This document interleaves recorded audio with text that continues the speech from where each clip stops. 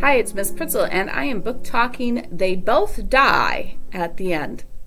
And yes, that is how it ends. Thinking, why would I read this? The author is Adam Silvera. This is his big breakout book. It's a couple years old. It is considered science fiction, although when you read it, it's really set in our world. It's just the difference is that there's a company called Deathcast. And Deathcast just calls you like after midnight, so like in the very early morning to let you know if you are going to die that day. Nobody knows how they know this, but they've never been wrong. So Mateo and Rufus get this call. These two characters do not know each other. Get this call, like 1 o'clock, 2 o'clock in the morning, that they're going to die. They don't know how they're going to die. They don't know when they're going to die that day. They just know they're going to die before the end of that day. So we get a lot about the characters individually at first, and things happen, and then these two characters get together partway, maybe a fourth of the way through the book,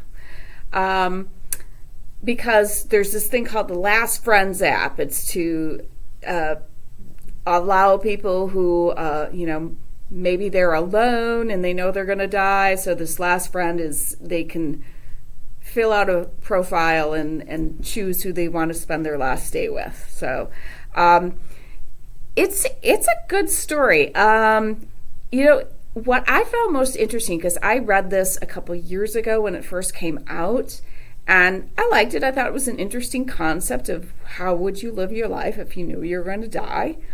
There's also other characters interspersed in here, like small stories about characters and what's going on with them.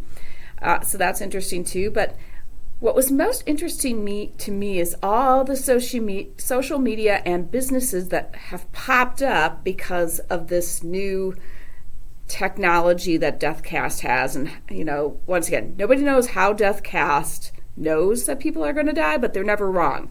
So it's in movies and books, and there's these businesses that have sprouted up to accommodate these people who are on their last day of life. And there's apps and social media and everything related to this. So it was just a really interesting read. So my book club is actually reading this, which is why I reread it.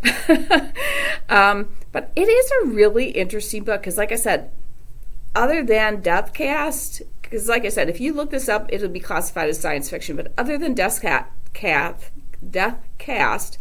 this book is totally set in our time period. And a lot of the issues you deal with as our time period is just like, obviously, none of us get a phone call in the morning saying, oh, by the way, you're going to die today. So it sounds like it's a real depressing book, but it's, it's got a sad ending, obviously, but it's a good book. It makes you think about how you live your life and things like that. This is a question, eternal question that people have. So we have 2 copies, but if ours is checked out, because they have been checked out, I was surprised we had one on the shelf. They've been checked out a lot this year. I think this would be a good choice for people who like realistic fiction. Sci-fi people might get into it, but I don't know, because like I said, it's not super sci-fi.